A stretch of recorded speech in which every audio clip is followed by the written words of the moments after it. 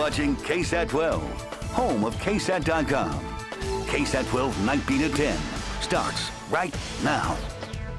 There are 4 more deaths in Texas tied to West Nile virus, 2 in Dallas, another 2 in Houston. That brings the total up to 26 people dead across our state. Tonight, we're taking a look at Bexar County's plan to keep it from happening here.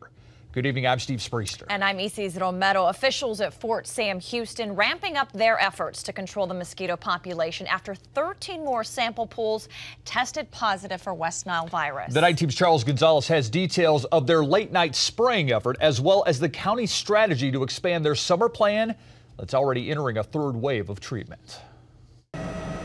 In the month since the first 3 positive samples were found at Fort Sam Houston, 13 more have turned up. Out of an abundance of caution, we're doing this fogging in addition to the bacteria laydown. Most of the handheld fogging will be at the golf course and horse stables in an effort to kill as much of the adult population of mosquitoes as possible. The ground application fogging that we're going to be undertaking on Thursday and Friday morning allows the treatments to be a lot more directed and specific than the aerial spraying that we've heard so much about.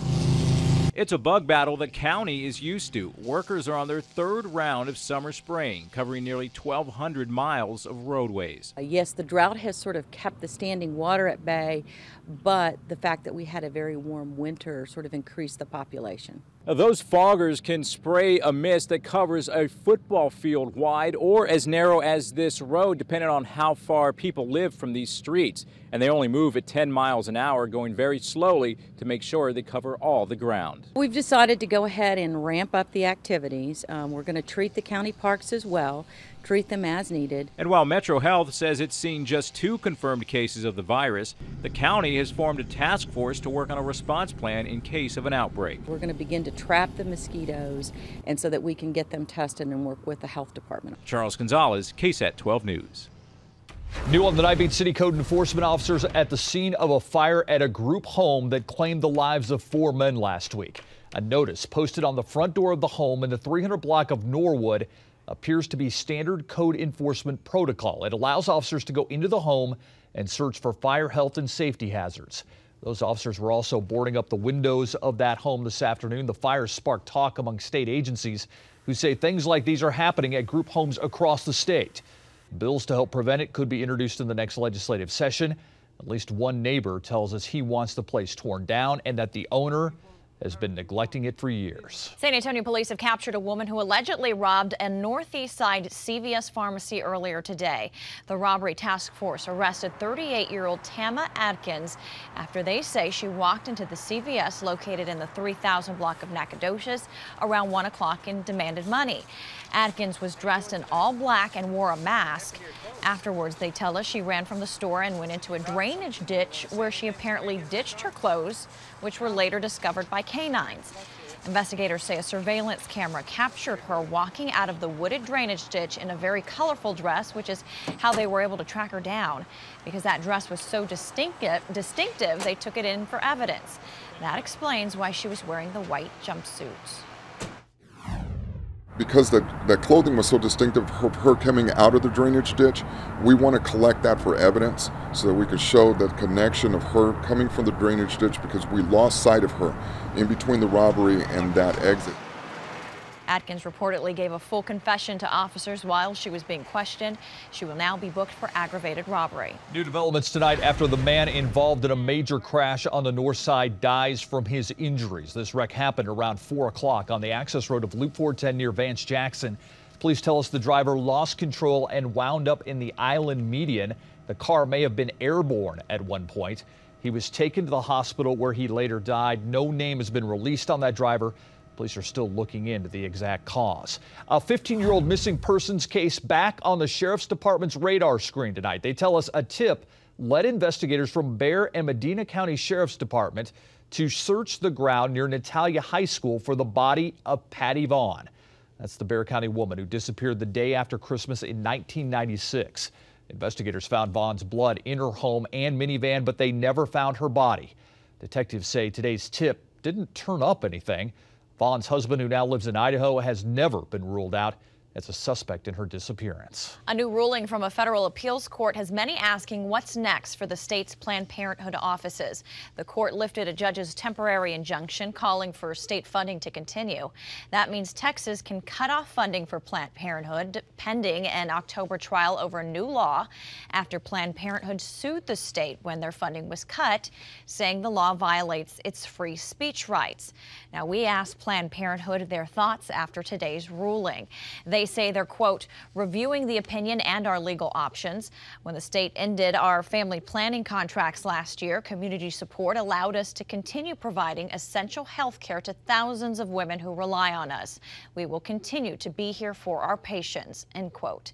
That trial still has a start date in October. Marion County commissioners are starting the process of turning some donated land into the first new park in almost 15 years. That project will redevelop the site of the old Hot Wells Hotel and Bathhouse, turning it into a public park and historic site. The current owner of the property has stabilized the bathhouse ruins, capped a well on the site, and developed plans for the project. He'll donate all that to the county to operate and maintain. The total cost of the redevelopment will be about $2.7 million, and that will come out of next year's budget. Have you ever noticed an H-E-B store sitting empty with a newer location just around the corner? Those vacant buildings creating eyesores around town and impacting smaller businesses nearby. But others are being transformed into something completely different. The Night Team's Myra Arthur has this Defenders Community Watch. A blank storefront and giant signs that no longer welcome customers. Several former H-E-B stores sit empty, with nicer locations just around the corner. This old H-E-B at 1604 and Bandera is now vacant, and it's a similar picture at the former H-E-B at Highway 281 and 46 in Bulverde. We dug into county records and found one reason why it might be a challenge for other businesses to occupy these old stores. This deemed restriction says that no tenant may move in that's in the business of groceries, meats, produce, frozen foods, dairy products, bakery products, wine, malt, alcoholic or non-alcoholic beverages, or prescription pharmaceuticals. At Hebner and Babcock, this former H-E-B used to be vacant. It's now being remodeled into an LA Fitness. A newer H-E-B draws customers just across the street. Business owners in the shopping center where the old store used to be say they've taken a hit. With H-E-B pulling out, we lost immediately 4% in sales. Probably 6 businesses went out of business within the first year that H-E-B left here. H-E-B did not want to talk to us on camera, but did say that not all of its former locations are empty eyesores, specifically this one here on South Presa that's now a senior center. I think it's a wonderful place to be. I recommend it to all seniors. H-E-B tells us it is extremely rare for another grocer to be interested in one of its former stores, and any kind of restrictions can be changed. The company tells us it's now in negotiations to sell this empty store at Bandera and 1604, and the Bulverde location is now on the market. For the Defenders, Myra Arthur, KSAT 12 News. Well, lots more to come here on the Night Beat. It's a local favorite that gained national attention after appearing on the Food Network. Well, now they're getting some unwanted attention. We'll explain in Behind the Kitchen Door. A big sign the housing market is slowly coming back, especially here in San Antonio. Look at the gradual growth that's helping fix the problem. Plus, Ron Paul may be out of the race, but he's not really. How his continued presence is causing headaches for the Republican National Convention. And we have your winning Mega Millions numbers right here on the Night Beat. Texas Congressman Ron Paul is still considered to be in the race for the Republican presidential nomination, even though he hasn't campaigned for months. It's because he still has the delegates he won in the primary season, and it's causing a headache for RNC planners. Paul never officially dropped out of the race and is being allowed to keep 17 delegates he won in Louisiana and others from Massachusetts. Louisiana has a total of 46 delegates. The rest of those are going to presumptive nominee Mitt Romney. Other candidates who won delegates in the primary, like Rick Santorum, have endorsed Romney, and those delegates will now go to him. Santorum is even scheduled to speak at this year's convention. Proponents of transportation variety across San Antonio want to know what you want from those choices. A proposed Via Park and Ride could be going up near 281 and near Loop 1604. They're holding 3 public input meetings before ground ever breaks. Some hope the new facility will open up the city to everyone. People who wanted to access the job opportunities that Northside has to offer. As you know, we've been growing so fast. So hopefully this is not just to have the choice riders, but also to provide access to jobs. It's also hoped local businesses can set up around that park and ride once it opens. That facility could be up and open by 2014. Taking a live look outside now with Sky 12. It started a very hot and humid. Well, some good news on the home sales front. The median sales price and the average price for a single-family home here in San Antonio both rose in July. That's according to the San Antonio Board of Realtors. The median sales price in San Antonio is $164,200. That's a 4% increase over last year. Sabre says home sales below $200,000 represent 65% of the total number of homes sold in July. The average sale price is nearly $197,000, a 2% increase from a year ago.